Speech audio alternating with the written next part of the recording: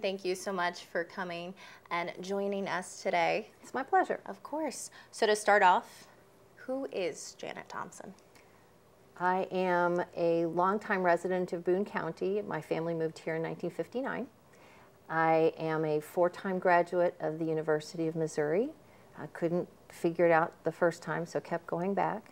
I am a former public defender. I was a public defender for 25 years, and now I am a three-term incumbent on the Boone County Commission. And what is the importance of having a county commission? What exactly does a county commission do? You know, I'm glad you asked that, because it's so funny when I talk to people about local government, a lot of people don't even know what local government is. And the county commission in Missouri, there's 3 members of county commissions. We have 114 counties, but there are 3 members of a county commission, a presiding commissioner and 2 associate commissioners.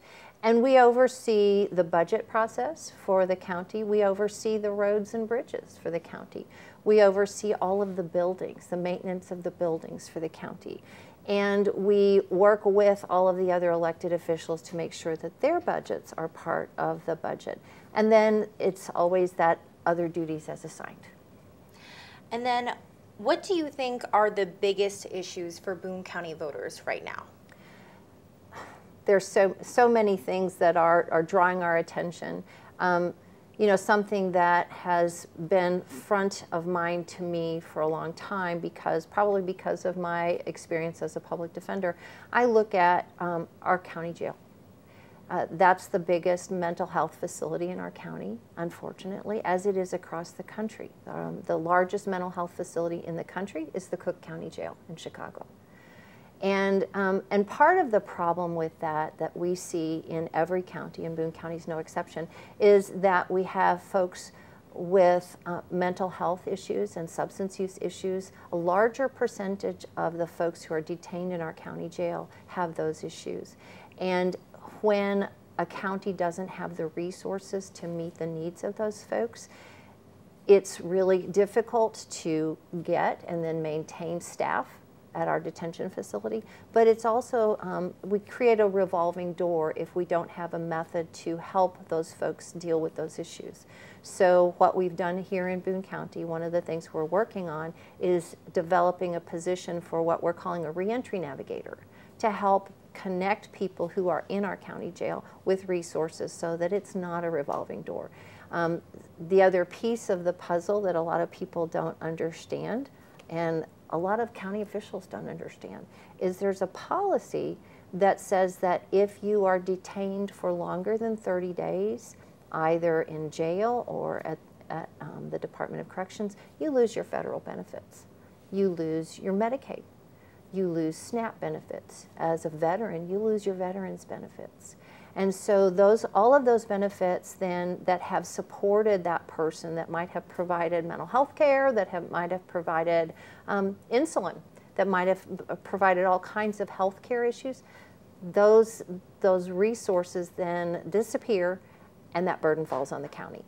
And there's counties across the country that can't afford that. And so those people are decompensating, or their health position is deteriorating, and the county tries to pick that up, and sometimes that doesn't happen. So we're not doing well by those folks, but we're certainly blowing through resources as a county. So that's something that we're working on through the Missouri Association of Counties to get our state legislature to take some action that they can take while we get the federal government to back off of a policy that is unconstitutional and doesn't make any sense. And along with that, I would say probably housing is a huge issue for voters. Yeah. Can you talk about your efforts to enact rental housing standards for our county? Sure. That that was one of the first issues that I got to address when I joined the county commission. In my first month, I went down to the state legislature along with our Sheriff Carey. And he and I spoke to the legislature about that issue, that, we have people here in Columbia, because Columbia is in Boone County. What a surprise for some people to understand that. But on one side of the street, they'd be in the city of Columbia. On the other side of the street, they were in unincorporated Boone County. One side of the street, they had rental housing standards. On the other side, none. And we went down to say to folks, we need those rental housing standards because A, it makes places safer. It reduces crime.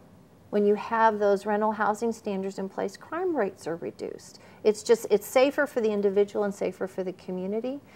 And for a long time, we couldn't get traction. And finally, we got traction with that from one of our former state legislators, and they're now in place. So that's something that I'm really proud that we finally have that. And we have that, quite honestly, through the support of our local board of realtors, because they saw the problem and they realized, you know, there might be a couple of bad apples that don't maintain their property, but people really want to do the right thing. And you were first elected in 2012 and then re-elected in 2016, 2020. What have you learned since taking the position, and why should voters re-elect you? I've learned that what I learned as a public defender is the same kind of things that are happening now, and I see from a county perspective, I see the same issues. I see where resources are limited, and when you don't work together across jurisdictions, across parties, county commission work is not partisan.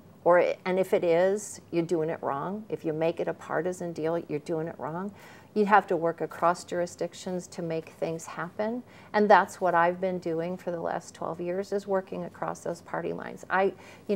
Somebody the other day said, well, are you the only Democrat on X committee? And I said, I don't know what political party these people are, and I don't care. Because that's the essence of county government, is that it is nonpartisan. We are there to serve the people of our jurisdiction, not some party politics. And then, why do you think you are the better choice for Boone County voters versus your opponent? I've been doing the work. I know the resources. The people know me and trust me to get the work done. That I put the work first, and politics doesn't come into it. And I think that's the real key, is you have to work for Boone County. You have to work for everyone in Boone County. I believe that everyone in Boone County deserves to thrive. And is there anything else that you would like to touch on or share? You know, again, to get back to that whole local government thing, sometimes it's tempting. I know, especially when people see a really long ballot, it's really tempting to just fill in the top of the ballot. But the stuff that happens at the bottom of the ballot, those county elected positions, those resolutions, those propositions that are heading people's way, that's really important, because that's where the rubber hits the road, is local government. And so people need to vote up and down the ballot, and they need to understand that they need to get registered to vote. They need to know the issues, and then they need to get to the polling place and vote. And the last day they can vote is November 5th. We have early voting in Missouri, and so they should take advantage of that and make sure they get their voice heard, because their vote is their voice. Janet, thank you so much for sitting down with us today. Thank you. Of course.